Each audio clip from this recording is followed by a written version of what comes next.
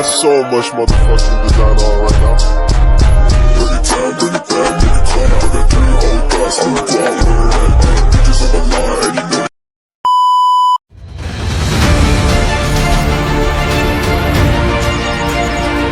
Assalamualaikum warahmatullahi wabarakatuh. Saya perwakilan dari kelompok 1 akan menjelaskan tentang sejarah filsafat pada masa Yunani kuno, di mana terdiri dari sejarah dan pemikiran Thales, sejarah dan pemikiran Pythagoras, dan sejarah dan pemikiran Demokritos.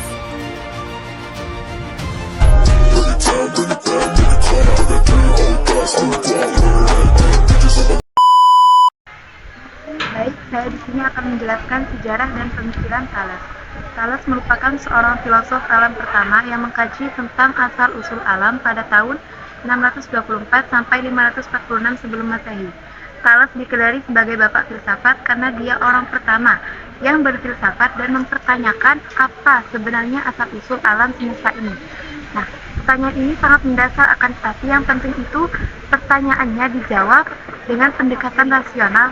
Maksudnya adalah pola pikir di mana seorang bersikap atau bertindak berdasarkan logika, bukan dengan pendekatan mitos atau kepercayaan.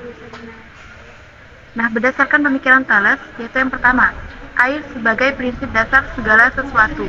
Yang kedua, pandangan tentang jiwa. Thales berpendapat bahwa segala sesuatu di jagat raya ini memiliki jiwa, dan teori ini disebut elezoisme. Nah, yang ketiga itu teori Thales, yang mana ada 5. Yang pertama, lingkaran dibagi 2 oleh garis yang melalui pusatnya disebut dengan diameter. Yang kedua, besarnya sudut alas segitiga sama kaki itu sama besarnya. Dan yang ketiga, sudut-sudut vertikal yang terbentuk dari 2 garis sejajar yang dipotong oleh garis menyilang, apabila sepasang isinya itu sepasang sudut yang terletak pada sisi sama besarnya. Dan yang kelima itu segitiga dan alas diketahui, dan sudut tertentu dapat digunakan untuk mengukur jarak kapal. Demikian. Dan yang terakhir itu adalah pandangan politik.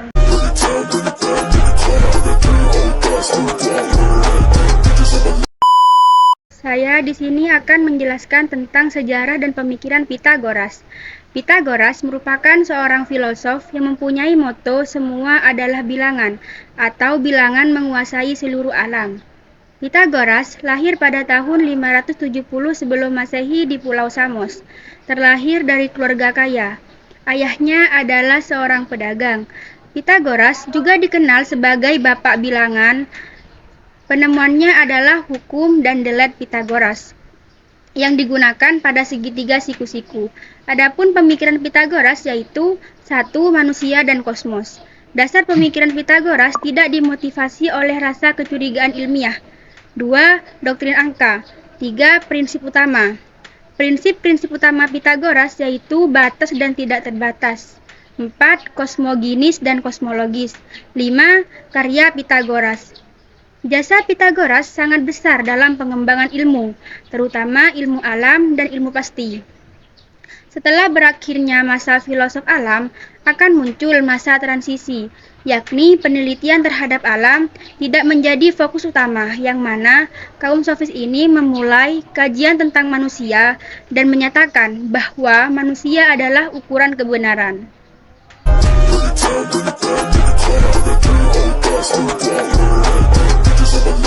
Baik, di sini saya akan menjelaskan sejarah pemikiran Demokritos. Demokritos adalah seseorang filosof pada masanya yang masih hidup sekitar pada tahun 460 sampai 370 sebelum Masehi, yang berasal dari kota kecil Abdera di pantai utara Aegea, Yunani Utara.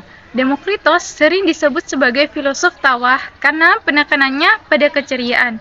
Dia mengajarkan bahwa ada zat yang disebut atom. Atom-atom tersebut tidak dapat diubah, dihancurkan, dan selalu ada.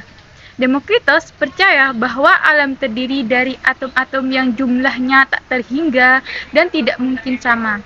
Demokritos tidak percaya pada kekuatan atau jiwa yang dapat ikut campur dalam proses alam. Satu-satunya benda yang ada adalah atom dan ruang hampa. Hal itu dikarenakan dia tidak mempercayai apapun kecuali benda-benda material dan bisa disebut materialis. Teori atom Demokritos menandai berakhirnya filsafat alam Yunani pada saat itu. Dia setuju dengan Heraklitus bahwa segala sesuatu di alam ini mengalir, sebab bentuk-bentuk itu datang dan pergi. Terima kasih. Bad nigga, I got 3 whole thoughts on the